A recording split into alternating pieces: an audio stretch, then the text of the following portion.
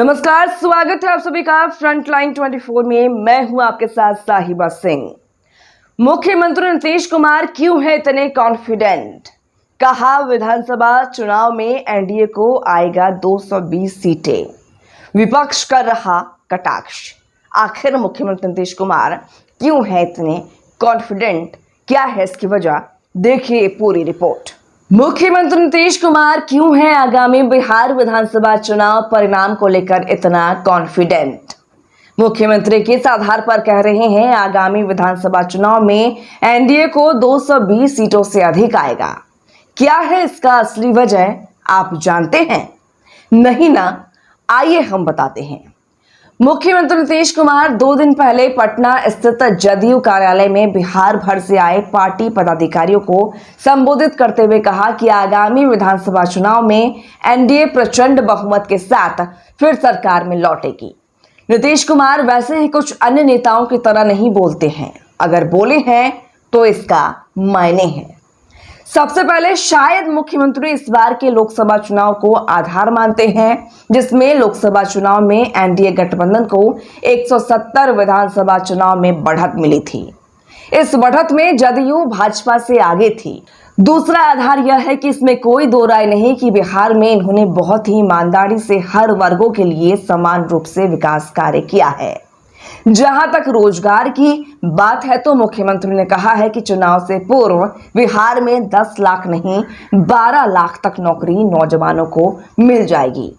इतना ही नहीं, उन्हें पूरा भरोसा है कि बिहार की महिलाएं सरकार के कामकाज और दिए गए सम्मान से काफी खुश हैं।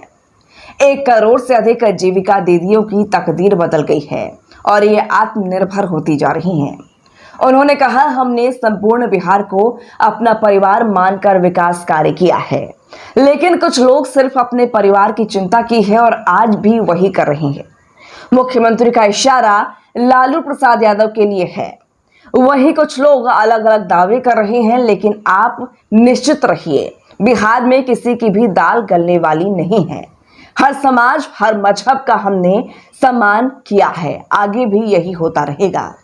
इसलिए जिसको बिहार में सरकार बनाने को लेकर ख्याली पुलाव पकाना है, चुनाव से पहले तक खूब पका ले। परिणाम आते ही ये ख्याली पुलाव पकने वाले कहीं नजर नहीं आएंगे। मतलब साफ है कि मुख्यमंत्री नीतीश कुमार को 100% भरोसा है और विश्वास है कि आगामी विधानसभा चुनाव में एनडीए गठबंधन की प्रचंड जीत होगी। हालांकि जदयू और भाजपा में ऊपर से तो सब कुछ ठीक ठाक दिखता है, लेकिन भीतर में कला है। जदयू स्वयं इसका शिकार है। पदाधिकारियों की मनमानी और भ्रष्टाचार को लेकर गठबंधन में दरारें स्पष्ट झलकती हैं। फिर भी मुख्यमंत्री कॉन्फिडेंट हैं, यह बड़ी बात है।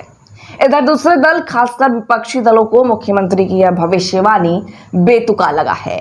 तेजस्वी जहां स्वयं जीत का दावा ठोक रहे हैं, तो जनसुराज के संस्थापक प्रशांत किशोर का कहना है कि आगामी विधानसभा चुनाव में जदयू समाप्त हो जाएगी और जदयू को 20 से अधिक सीट नहीं मिलेगा।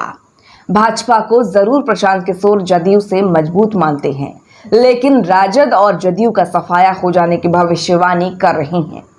वहीं कांग्रेस, जो बिहार में काफी कमजोर हो चुकी है, वह भी पार्टी में नई जान फूंकने की तैयारी कर रही है।